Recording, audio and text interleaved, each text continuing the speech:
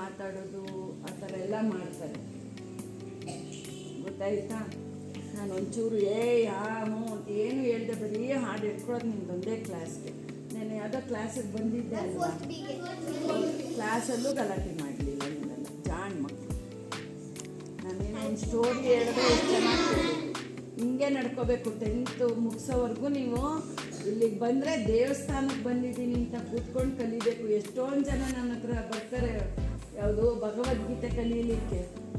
ಇವತ್ತು ಬಂದವ್ರು ನಾಳೆ ಬರಲ್ಲ. ಯಾಕೆಂದರೆ ಅಯ್ಯೋ ನಮಗೆ ಓಡಲ್ಲ ಮೇಡಮ್, ಇದು ಹೇಳಕ್ಕೆ ಬರಲ್ಲ, ನಮ್ಮ ಮಗ ಅಳ್ತಾನೆ, ನಮ್ಮ ಮಗಳು ಅಳ್ತಾಳೆ, ನನಗೂ ಹೇಳಕ್ಕೆ ಬರ್ತಿಲ್ಲ, ಕಷ್ಟ ಅಂತ ಹೇಳ್ತಾರೆ. ಇದೊಂದು ಶ್ಲೋಕ ಹೇಳ್ಕೊಟ್ರೆ ಮಾರನೇ ದಿವಸ ಬರೋದೇ ಇಲ್ಲ. ನೀವು ನೋಡಿ ಎಷ್ಟು ಚೆನ್ನಾಗಿ ಕಲ್ತ್ಕೊಂಡ್ರಿ. ಸಖತ್ ಖುಷಿಯಾರು ಮುಗಿಯೋ ಅಷ್ಟೊತ್ತಿಗೆ 16, 17ನೇ ಅಧ್ಯಾಯದ್ದು ಎಲ್ಲ ಬಾಯಿಗೆ ಬಂದ್ಬಿಡ್ಬೇಕು ನಿಮಗೆ. ನೀವಂತೂ ನಂಗೆ ತುಂಬ ಇಷ್ಟ ಆಯ್ತು ಈ ಕ್ಲಾಸ್, ಗೊತ್ತಾಯ್ತಾ? ಇನ್ನೊಂದ್ಸಲ ಹೇಳ್ಕೊ. ಆಯಿತು, ಥ್ಯಾಂಕ್ಸ್. ಯೇ ಶಾಸ್ತ್ರ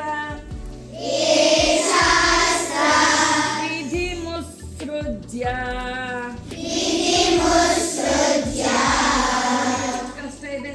ತಾಯಿದೆ ಅಲ್ಲಿ, ತಾಗೆ ಸಾವತ್ತು ಮತ್ತೆ ಒಟ್ರು ಸುಳಿ ಅಂತ ಅಂತೀವಿ, ಅದಿದೆ. ಅಷ್ಟನ್ನು ಒಟ್ಟಿಗೆ ಎಷ್ಟು ಚೆನ್ನಾಗಿ ಹೇಳ್ತಿದ್ದೀರಿ ಆ ಪದನ. ಯೇ ಶಾಸ್ತ್ರ ವಿಧಿ ಮುತ್ಸೃಜ್ಯ